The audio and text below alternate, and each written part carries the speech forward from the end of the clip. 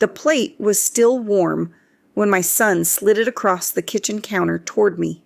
"Mom," he said without even looking up, "we have company tonight. It might be better if you ate in your room." I was 67 years old. I had raised him in this house. I had signed this house over to him 4 years ago because he asked me to, and I ate in my room. But that night, sitting on the edge of my bed with a plate of reheated food and the sound of laughter drifting down the hall, I made a decision they would never see coming. Let me take you back to where this really started, because nothing this painful is ever born in a single moment. My name is Margaret. Most people who love me call me Maggie. These days, not many people call me anything at all. My husband, Gerald, passed away 11 years ago. Heart attack. Quick and quiet, the way he lived. We had been married 41 years, and I will not pretend that the years after his passing were not dark ones. They were, but I had my son, Daniel, and Daniel had always been my light. He was a good boy once, tender-hearted, the kind of child who would bring home stray cats and cry at old movies. The kind of son who called every Sunday without being reminded. Then he married Renee. And that's when the world I thought I knew started to quietly come apart. Now, I want to be fair. I never disliked Renee for being herself. She was ambitious, polished. She came from a family with money, not old money, but the kind of new money that announces itself loudly in conversation. Her mother wore designer shoes to grocery stores. Her father talked about investments the way other people talk about weather. Renee looked at me, I think, the way you look at something that doesn't quite fit the aesthetic of a newly redecorated room. I was Gerald's old armchair, comfortable, worn, and deeply out of place. In the first year of their marriage, I was still invited to everything. Dinner parties, holidays, weekend brunches. I smiled. I brought food. I offered to babysit, though children hadn't come yet. I tried, in every way I knew how, to belong to this new version of my son's life. Then something shifted. It was small at first, a slightly cooler greeting, a gathering I wasn't mentioned until the day before, holidays that seemed to accidentally get scheduled when I had other obligations that, looking back, Renee had a curious talent for creating. I noticed, but I said nothing, because when you love your child, you learn to absorb pain like a sponge and smile like nothing is wrong. 4 years ago, Daniel came to me with a proposal. He and Renee had been renting an apartment in the city, but with the baby coming, my granddaughter Lily, who would become the single greatest joy of my final chapter, they needed more space. "Mom," Daniel said, sitting at my kitchen table with his hands wrapped around a mug of coffee, "what if you signed the house over to us? You could live here, of course. Nothing would change for you. We'd take over the mortgage, the taxes, all of it. You'd have security. We'd have space. It's a win for everyone." I looked at him for a long moment. This house. The house where I had brought him home from the hospital. The house where he had learned to walk in the hallway, gripping the wallpaper for balance. The house where Gerald had built a bookshelf in the study that was slightly crooked, and neither of us ever fixed it because we loved it that way. "All right," I said, "if it helps the family." What I did not know, what I could not have known, was that 6 months after I signed that paperwork, everything would begin to change. They moved in that winter. Renee immediately began what she called updating the space. Gerald's crooked bookshelf was the first thing to go. Then his reading chair. Then the photographs that had lined the hallway, My wedding photo, Daniel as a toddler, Gerald holding a fish he'd caught on our honeymoon, replaced with framed black and white prints of geometric shapes that cost $400 each. I said nothing. My room, a word I was already beginning to hate, was the smallest bedroom at the end of the hall. It had its own bathroom, which I was grateful for. I kept it tidy and quiet, and I tried not to take up space. But Renee had a talent for making even quiet spaces feel like an intrusion. Margaret, we're having guests Thursday. Could you maybe plan to spend the evening out? Margaret, Lily's nap schedule has shifted. Could you not use the hallway between 1 and 3?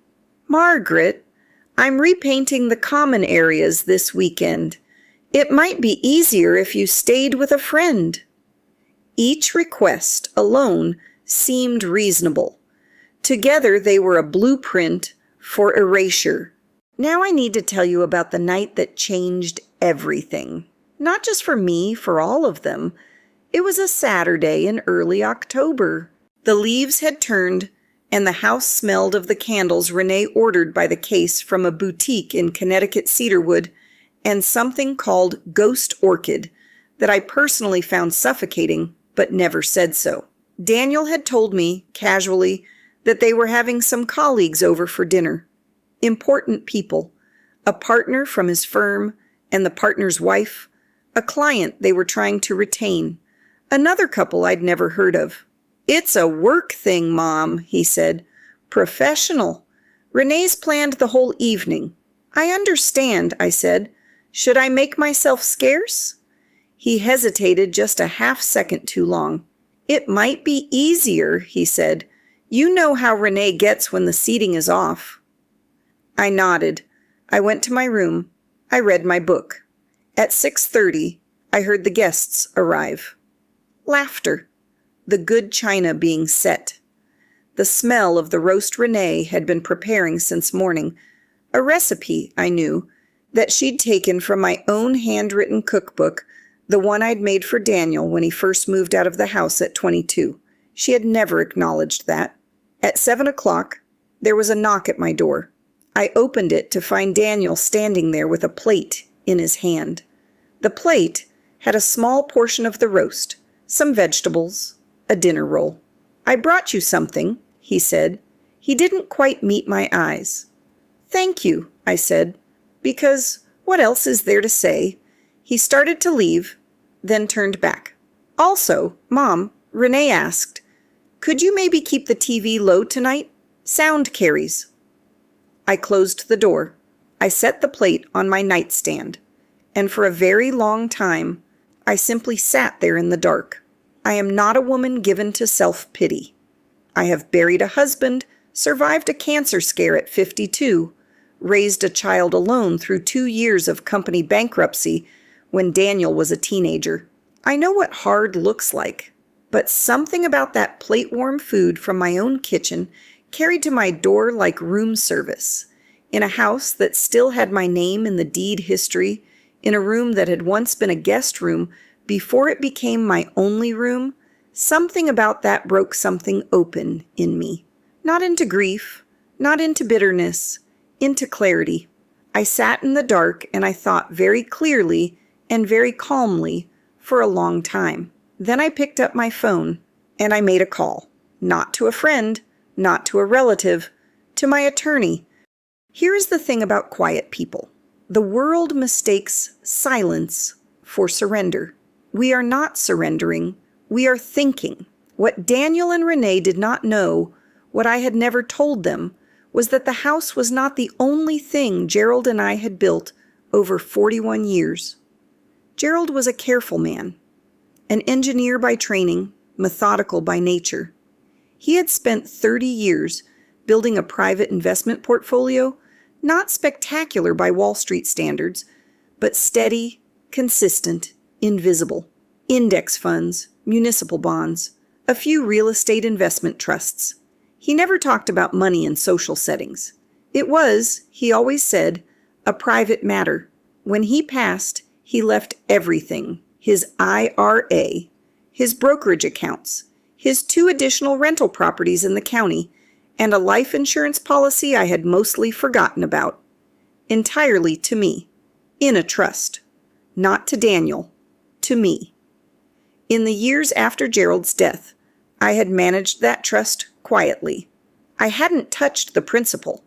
I'd lived simply, I've always lived simply, and let it compound. My attorney, a woman named Frances, who I had known since she was a first-year lawyer, and I was on the school board with her mother, had been advising me every step. The night of the dinner party, I called Frances, and I told her I was ready to move forward with something we had been discussing for nearly a year. I stayed silent all those months, because I already knew something they didn't. And now, it was time. The next morning was a Sunday. I woke early, as I always do. The house was quiet. I made myself tea in the kitchen carefully, without noise, and I stood at the window and watched the light come up over the backyard. Gerald had planted a maple tree in that yard 28 years ago. It was enormous now, burning orange and red in the October light. I had watched them renovate around it. They had even talked once about cutting it down to make room for a deck.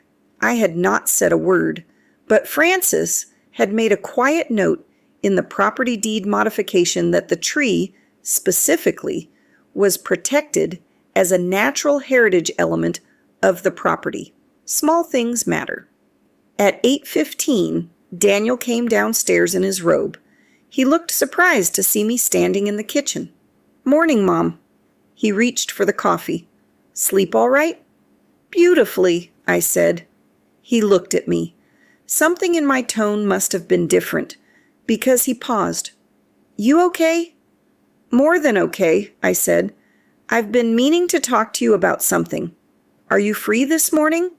"Sure. What's—" And then Renee came downstairs. She was already put together, which was typical.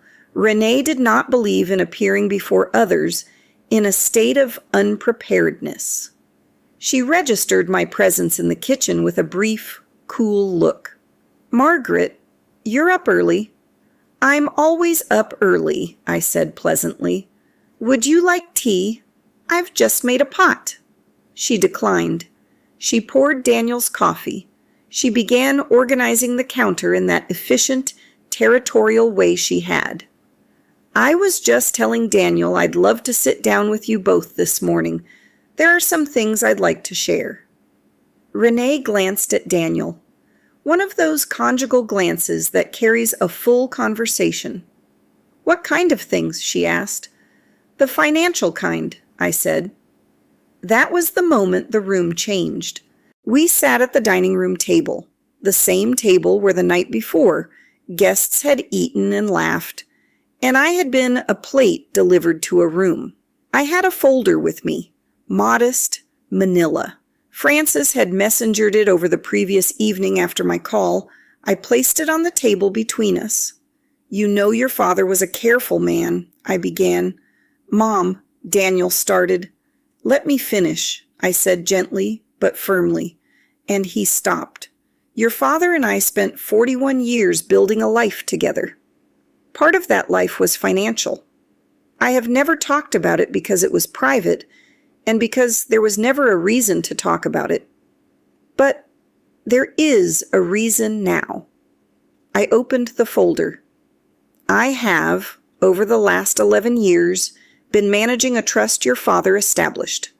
That trust currently holds assets valued at approximately $2.3 million across 2 investment accounts, 2 rental properties, and a number of bonds." Silence. Deep, complete silence. I watched Renee's face go through several stages. Disbelief, rapid recalculation, something that looked almost like embarrassment. Daniel looked at me as if seeing someone he did not recognize. Good. It was past time. "I have also been in discussions with Frances. You've met Frances about establishing a permanent residence of my own. Not here." I paused. "I have purchased a condominium in the Harborview development. I move in on the 1st of next month. Mom, Daniel's voice cracked. What are you? I am not leaving because I am angry, I said carefully. I am leaving because I deserve a home, a real one, a place where I am not a guest in the hallway or a sound that carries or a plate delivered at 7 o'clock. I let that land. I deserve to eat at my own table. And since this is no longer truly my table, I have decided to build a new one. Renee had not spoken. She was very still. Daniel looked destroyed. I also want you to know, I continued, that I have updated my estate documents. The trust will pass, upon my death, to a combination of charitable organizations I care about and a college fund in Lily's name that neither of you can access until she turns 25. I folded my hands. I am telling you this not as a punishment. I am telling you because you deserve honesty, which is something I've been giving you for 67 years, whether or not it was returned. Then my daughter-in-law said something she could never take back. Renee's composure, that polished, expensive shell of a composure, cracked just slightly. So this is revenge, she said. Her voice was quiet and precise as a scalpel. You're punishing us because you didn't like being asked to give us space. I looked at her for a long moment. Renee, I said, I raised a child, survived a husband's death, managed a trust, sold a business interest, purchased property, and planned an entire second chapter of my life, all while living quietly in a room at the end of your hallway. Do you know what I never did? I let the question sit. I never once made you feel small, even when you made me feel invisible. She had nothing to say to that. Neither did Daniel. I moved out on November 1st. The condominium was on the 4th floor of a building 2 miles from the water. It had wide windows, clean lines, and a second bedroom that I turned into a study. I had movers bring Gerald's remaining things from storage, the books I had kept, when Renee redecorated, a trunk of photographs, a lamp from our first apartment, a box of letters. There was nothing crooked on the walls because I hung everything myself. But I left space above the fireplace for a print. I had ordered a photograph of Gerald and me on our honeymoon, enlarged, framed in simple oak. I hung it the first evening in the golden light from the new lamp, and I stood back and looked at it for a long time. There we are, I said, to no one and to him. That was the moment I understood that I had not lost myself. I had only misplaced myself. And now I was home. Daniel called 3 days after I moved. It was a Sunday-old habit, I suppose. Mom, he said. He sounded different, younger, somehow, like the shell of something had been shed. Daniel, I said, I'm sorry. He said it plainly. No elaborate construction, no justification. Just those 2 words, bare as winter branches. I did not say, it's fine. I did not say, don't worry about it, because it was not fine. And I did worry about it. I had worried about it for years, alone in a room that was not really mine. I know you are, I said, and I believe you. But knowing isn't the same as understanding. So tell me, what are you sorry for? A long pause. For not protecting you, he said. For letting her make you small. For forgetting, his voice broke, for forgetting who you are. That was the crack in the wall that let the light back in. We talked for 2 hours. It was the longest we'd spoken in years. Real talking, the kind where you say things you mean and sit in the silence after them without rushing to fill it. He told me things I didn't know, that the marriage had been difficult in ways he had hidden, that Renee's relationship with her own mother was fractured, and he had come to understand that some of what she directed at me was displacement, pain, finding the easiest exit. It did not excuse it, but It explained it. An explanation, I have learned, is not the same as excuse. What happens now? He asked. Now, I said, you come for dinner on Sundays, at my table, and you bring Lily, and we start over not from the beginning, because you can't unlearn what you've learned, but from here. What about Renee? I thought about it honestly. Renee can come when she's ready to come as herself, not as the person she performs. I have room for the real version of anyone. It has been 14 months since I moved into my condominium. Lily, who is 4 now, calls this place Grandma's Cloud House because of the high windows and the way the sky fills them in the morning. She comes every Sunday with Daniel. She runs in from the door and climbs onto the reading chair by the window and picks a book from the shelf and says, "Read me this one, Grandma," as though the entire week has been leading to exactly this moment. Some weeks it has. Renee came for the first time in April. She knocked on the door herself. Without Daniel, he had told me she was coming, but had let her do it on her own terms.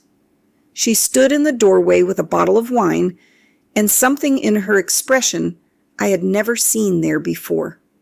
Uncertainty. "I don't know how to do this," she said. "Come in," I said. "I'll make tea. We'll figure it out." We sat at my table, where I eat every meal, where I do my crossword in the mornings, where I have hosted Frances and 3 women from my old book club, and my neighbor Harold, who brings me tomatoes from his garden in summer. And we talked. It was not easy. Nothing real ever is. But it was honest. And after years of swallowed truths and polished surfaces, honesty felt like oxygen. She cried. I didn't. I had already done my crying alone, in a room at the end of a hallway, a long time ago. What I did was pour more tea and listen. And at the end of it, I said, "We don't have to be close to be kind, but I'd like to try for more than that, if you're willing." She nodded. She couldn't speak. "Good," I said. "Then come back next Sunday. Bring Lily. Wear something you don't mind getting paint on. She's decided we're doing a mural on the study wall." Renee laughed. It was surprised and a little watery, and it was the most genuine sound I had ever heard from her. I want to tell you something, if you'll let me. If you are someone who has been made to feel small inside your own family, I want you to hear this clearly. Your smallness is not a truth. It is a lie that was convenient for someone else. You are not a room at the end of a hallway. You are not a plate delivered in silence. You are not an inconvenience to be managed, or a past to be updated over. You are a person with a full interior life, with history and love and loss and knowledge and strength that the people diminishing you have not even begun to understand. The most powerful thing I did was not legal maneuvering. It was not financial revelation. Those were just tools. The most powerful thing I did was decide quietly, in the dark, with a warm plate on my nightstand, that I would no longer arrange myself to fit a space that was too small for me. Gerald used to say, "Maggie, the only opinion of you that matters is the one you carry in your own chest." He was right. He was almost always right, that man. And I still talk to him sometimes, standing at the window in the morning light, watching the city wake up below me and the sky go from gray to gold. "I found it again," I tell him. "I found my way back.